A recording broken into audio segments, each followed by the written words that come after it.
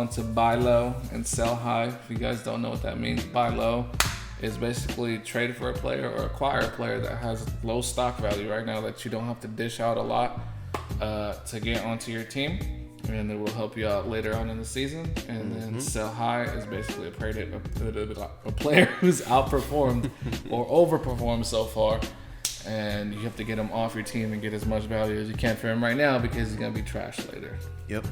I like it. So I'll go ahead and start this one, Vic. For my buy low, I got Gardner Minshew. I kind of touched on it earlier. I would start him this week. I put a waiver in for him this week. I'm in trouble in one of my leagues. Like I said, I lost Saquon. I have hardly any running back depth. So right now it's kind of a fire sale type deal. I got Lamar Jackson. I put in like, I don't know, 5 different trade proposals to try to get him off my plate. Try to trade me a Dolphin, bro. Come on, man. Hey, Devontae Parker, wait till Tua gets in, dude. I'm telling you, once Tua gets in, Devontae Parker is going to come out and do his thing. But basically, if I can offload Lamar Jackson, get a stable running back in my RB1 or RB2, then I talked to Vic about this earlier. I'm planning on kind of streaming quarterbacks for the rest of the season if I could pull off the trade. I think that's the only way for me to get my season back right, is to kind of let go of one of the best players in the league, which is Lamar Jackson. So we'll see how that goes. Buy low Gardner Minshew this week for sure. Especially he's only rushing 34%. 34%. He scored 20 plus points in the first 2 games. Yeah, so for sure. That's stellar. Lamar Jackson only scored me like 22 or something like that in week 2. So. Going on to my almost my first one, but that's I got Hollywood Brown, simply because he's had a good first game and then he slowed down last week. He's on a dynamic offense. That's all I have to say. He's on one of the best offenses in the league. And you know, the not so exciting first few games, you know, it's going to be able for you to buy him low. And he has that upside of being on one of the best offenses in the league. So that's what I'm saying. Go for Hollywood Brown. He'll be a good flex player, at least. Yeah. No doubt. For my second one, it is Corey Davis. So Corey Davis is looking more and more comfortable as these past 2 weeks have gone by. And especially this week. So they're playing the Vikings. Tennessee's playing the Vikings. And I seen a stat that the Vikings have given up 5 TDs to wide receivers this year in 2 weeks. So it's a lot of TDs. Yeah, Corey Davis, if he keeps on rolling, AJ Brown's dealing with an injury at the moment as well. So I would just expect him to keep making progress, and he might just be my pickup of the year, because I lucked out and grabbed him after week 1 when he balled out and getting a bunch of targets. So I'm kind of hoping, man. I need all the help I can get. He has to emerge this season because this is year 3, bro. You have no excuses after that. Yeah, that's I think it's year 4. Is year 4? I think so. Either way, like year 3, year 4 is like no excuses no more, bro. Like you have to put something on the table, and I think that's why he feels that urgency, and that's why he's performing like that. Because previously seasons before, we've seen flashes. He had a couple good games, and then he goes quiet, right? Yeah. AJ Brown stepped on the field, and he was putting in work, bro. You're right. Third season? He was drafted in 2017. Okay. So, yeah. 2017, 2018, 2019. Oh, no. This is his fourth season. Yeah. But yeah, he has to do something, but he's for sure done something so far, so that's a good one. Yeah. Going on to my next buy lows, Brandon Cooks. He showed us he still had the juice last week. He put up 12 points. You know, it's especially with Fuller down, or Fuller dealing with his hamstring or whatever. I don't think he's going to be a wide receiver number 1. Don't get me wrong. He's going to be, just like I was talking about Hollywood, he's a good borderline wide receiver 2 flex option, and especially in a good offense. That's what you want. You want to be in a good offense and get those targets. And these are 2 players that are going to get those targets, and they're in good offense. So actually, the freaking Texans O-line is looking kind of sketchy. I'm not gonna lie. Yeah, it's But looking a little rough, man. They They have don't some look pieces. as sharp as they have in Yeah. years past. You know? But we'll see. We'll see how it goes. My next one is Tyler Boyd. So this year, he's averaging 13.75 points per game. And the biggest thing is that boy, Joe Burrow, Yeah. is settling in, man. Had a nice game. 60 passing? 60 passes, though? I know. Damn. 60 pass attempts, and I like that. If you have Tyler Boyd, how could you not like 60 pass attempts, you know? But one thing that's glaring, though, is we were talking about previously in like our first video, I believe, is that O-line is not holding up for him at all. That's Right. why that's a major factor. But he's still trying to get it done, man. He's still putting in work. Yeah. And that's that championship. That's the LSE championship mentality. Yeah. But for sure, Tyler Boyd's a good one to buy low on. Going on to my next buy low, I'm gonna say buy Todd Gurley. We see that he, even though dealing with the knee injury, he's still getting that work. He got 22 carries last week. He didn't do much with it. He got like 70 yards, I believe. Yeah. But I like the opportunity, especially with the back like Todd Gurley, which we know has been very dynamic in previous seasons. I'm rooting for him. I hope his knee holds up fine, and with the volume that he's getting, I think that's a good. At least at worst, you have a flex option. That's what I'm saying. Yeah, he's my flex currently. And he had a solid week 1, decent week 2. I just hope it continues. Definitely. Yeah, that's the hope. Buy low, Mike Gesicki. I called it early in the season, in the very, very first episode, that he was a sleeper for me. In week 2, he balled out. He's going to continue to get targets moving forward. It's kind of, there's him and Devontae Parker, but Yeah. you can already tell that Fitzpatrick, he's already drawn to Mike Gesicki, especially in week 2. So for sure, I'm rocking Mike Gesicki buy low if you can get him. My next one is Antonio Gibson over there on the Washington football team, the uncreative Washington football team. Disaster. Antonio Gibson, he hasn't had that much work in the first 2 weeks. However, the freaking team wants to make him the bell cow back over there. Adrian Peterson was hyping him up when he left Washington. He's like, this dude's the dude. This is the reason why I'm leaving. He's the man over there in Washington. And that's a lot coming from someone like Adrian Peterson, bro. Right. So he's slowly getting worked into the offense, and I think he's going to be, come week 4, week 5, he's going to have a big game. He's going to be on the map. Yeah, I like it. My next one, it's kind of a wild card for me. I got Shenault from the Jacksonville Jaguars. And the biggest thing is that Gardner Minshew, we already talked about how he's balling out, right? But Shenault had 5 rushing attempts and 4 targets in week 2. So he's just getting opportunities to touch the ball. Yeah. In college at Colorado, he was balling, Yeah. right? I mean, it was a beast. Yeah, exactly. So with him getting rushing attempts, that's kind of what I'm liking at the moment. So keep an eye on him, let him ride the bench, and see how he does moving forward. But I think that Jacksonville is going to continue to get him the ball, and hopefully he can do something with it. Good one. Going on to my last one. Well, I have another one after that, but you see that one. Oh yeah. I have Kittle as my last buy low right now. He's coming off that knee injury. A lot of people drafted him high, 2nd, early 3rd round.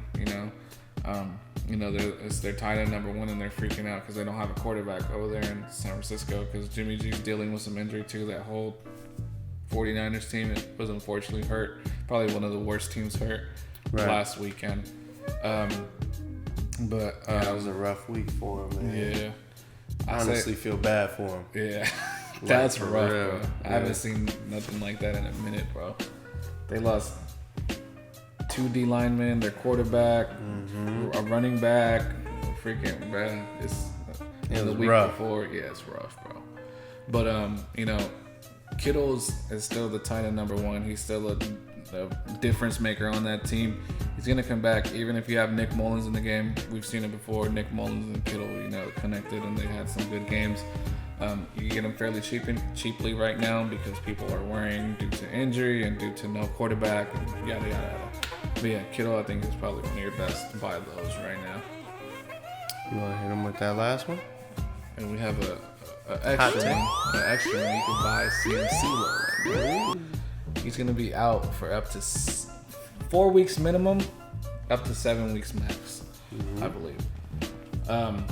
That being said, someone that drafted him with the first overall pick is probably freaking the fuck out. That is the best running back in the league, bro. Yeah. And he's doing his thing, and week in, week out, he accounts for so many points, and they're gonna need someone to make up those points on their team. Out for 7 weeks. That's almost playoffs in fantasy, bro. If you think about it, we're in week 2. You're gonna be in week 9. By week 13, it's decided, bro. So you gotta win games throughout those 7 weeks, bro. So make an offer on CMC if you have the depth on your team to do so. I might offer Lamar Jackson. Hey, man. If you got it like that, I ain't got it like that. I'm rough right now. All right. Speaking of rough, let's move on to our sell high. Marlon, you want to kick it off again, man? Sure. I touched on it a little bit earlier. Julio Jones. I know he hasn't done much this year, but he still has the name. He's got the prowess of being a wide receiver 1 for all these years. But again, this is the Calvin Ridley show. Right, this dude's been balling. I said it at the beginning of the year. I drafted him 1 year too early, and it's all kind of coming to fruition this year for Calvin Ridley. Another thing too is that all the attention's automatically going to Julio Jones, right? And that's freeing up Calvin Ridley. Yeah. On the other hand, so yeah, sell him high, get a strong flex or RB2, or you could get good value for Julio Jones for sure. Yeah, no doubt. I'm going on to my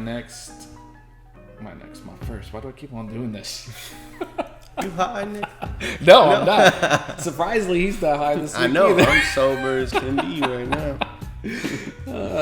Oh my god. Oh, let's say someone called us the Cheech and Chong of fantasy football. There you go. Did they? Oh, shit. In the YouTube comments. Oh, man. Like, I don't even smoke. Right? It did look like I smoked when we was drinking that whiskey, though. Yeah, boy. Watch out. Watch out. All right. So my first sell high is James Conner. We saw him have a great game last weekend. Put up over 100 rushing yards on the ground. I believe he got into the end zone too. Don't quote me on that. Don't remember too good. Way to go, Vic. Give us the stats, Mariano. I just don't follow people I don't like, man. James Conner I don't like, man. Anyways. What'd you say? His chemo's catching up with him? Yes. I believe he's so injury prone, and I think his chemo's catching up with him, unfortunately. It's just debilitating to his body. And just he's so injury prone. He's never played over 10 games in a season. So I think Benny Snell is gonna get, the chance to be the bell cow over there. Yep. You got 1 TD, right? 1 TD. See, I called it right. Yep. Lucky. Almost got it wrong, man. Yeah, he had 16 carries, 106 yards, 1 touchdown. Yeah. And scored a total of 19.1 points. So now that he's back on the map, get him off the team because I think injuries are going to catch up, and I think Benny Snell is going to take over sooner than later, man. Yes, sir. So, sell high, Drew Brees, right? Father Time is undefeated. This man is not throwing with the precision that he used to throw with. He doesn't have the arm strength that he used to have. And quite frankly, he should have just retired last year. So sell him now while you can. And if your team is doing shitty like me, just stream your quarterback. They've been fucked so many times in the playoffs that he's He's like, dude, I just have to make it. Like, I know I can make it. Right. He probably has like a bug on his shoulder. Mm-hmm. He's definitely up there. He lost to the Raiders, though. Yeah. Come on. Like to see it. Bang, bang. Going on to my number 3. The third. The third. I got Robbie Anderson. He had 2 back-to-back 100-yard games over there in Carolina. Mm-hmm. I still think DJ Moore is the best receiver on that team. I still don't like the offense, especially now that CMC is gone. I'm not sold into Robbie Anderson at all, especially because I know that he's had the opportunity to be the wide receiver number 1 with the Jets. Yeah, no doubt. For my next one, it's a little wishy-washy. I was on the fence about putting him on the sell high because if you know anything about fantasy, you're probably not going to get much for him. But let's just hope that you got some dummies in your league and they just don't know. But Ronald Jones was named the starter when they acquired Leonard Fournette. I'm not sure if he's still the starter, but Fournette is here for the taking. Yes, sir. Fournette's going to be that bell cow moving forward. But I do think he will still get touches in the passing game and stuff like that. Ronald Jones at USC was a baller. He was good. I think he has the potential. You might have to put your selling shoes on to get rid of him. Yeah. But yeah, this would be a good time to get rid of him now. This was for sure the last game. He's probably gonna like do anything. To be honest, now that Fournette had so much work the last game. Mm-hmm. Going on to my 4th sit-em, stupid, sell high. I got Amari Cooper, man. He had 26 points in the last 2 weeks. But to me, I think maybe it's just my freaking Raiders bias, but I just hate how inconsistent this man is. You've seen it before. You've seen it in many fantasy seasons before. He's had so many like big games, and then he falls asleep for 3 or 4 weeks, and then he emerges again with a big game. Right. And then I don't like the drop balls that he does so often too. So yeah, I like it, man. Get what you can for him. No doubt. My next one is Mark Ingram, and he's coming off of a 14-point game, but they're kind of using, I don't know, running back by committee type deal. You know, Gus Edwards had a ton of nightmare. Sorry. Yeah, definitely fantasy's worst nightmare. Yeah. Gus Edwards had a few touches. J.K. Dobbins didn't get much burn last week, and then Mark Ingram, he's just looking slow, man. Yeah. Like when I watched the highlights of the game, even when he did score, he just don't got the speed that he used to have. So if you can get anything nice back from Mark Ingram, I'd do it now and early. I was gonna say, it's like Gus Edwards out-touched him last week too. So it's like so confusing, bro. Because first it was J.K. Dobbins, then it was Gus Edwards, but Mark Ingram scored the most points last week. It's like, bro, like I don't even want to deal with it, bro. Yeah, we need one of them to get hurt. Yeah. I mean, you don't wish injury on anyone. But for real, if Gus Edwards comes up with an injury, I got J.K. just from what he did in college. And yeah. I'm just waiting, man. I hope J.K. turns around this year. I really need him to. Yeah, and that was my last sell high. So hit him with your last sell high, Mariano. My last sell high is Adam Thielen. Hello. Watch out, right? Sizzle. So Adam Thielen had 28 points in week 1. But check this. He only had 4 points in week 2, right? And I think it's mostly because of Kirk Cousins. Cousins was fucking trash. You like that? You like that? Talking about Yeah, we don't like that. Get him out of Not at here, all. right? He is not as advertised. Adam Thielen, I would get out from underneath him now, and especially with DK. Boy, that boy. I hope y'all drafted DK and listen to me this year. What did I have him? Top 3? Yeah, I mean, I had him top you did 5 have for top sure. 5. Top 5 for sure this year. I called it. I seen it from last year. DK is nasty. That boy. He's saying DK because the Seahawks are on the screen too. Yeah, Not because it's hella random. Had that. Well, it is hella random. What is he talking about? No, they're on the screen right now. That wraps up the Buy Low, Sell High, Mariano. That wraps up this episode, guys. Yeah, this is the Fantasy Extras podcast, the 4th episode of the season, right? It's going by, man. It's going by quick. Man. Hope that all this information helped you out this week. If you have any questions, you can always come at us in the comments or DM us or anything. We're always responding every day. If you guys like what we're doing, subscribe. I help more than 4 people out a day. I know that for a fact. So I know that the subscribers could go up way more. I'm only at 50 subscribers right now, I believe. And I know I help a lot of you fuckers out daily. So tell your friends to subscribe to the channel, man. Tell your friends, your mamas, your daddies. Exactly. Brothers, your sister, your cousins. It's all good. The more subscriptions we have, that means the more our content gets out there. And that's the ultimate goal for us, you know? Yeah. We help you guys help out. That's the least, I believe that's the least you guys can do, you know? But yeah, man. That's it for this season. No, not for this season. That's it for this week. And we hope you guys enjoyed this episode. And it's the Fantasy Extras out, man. Good luck.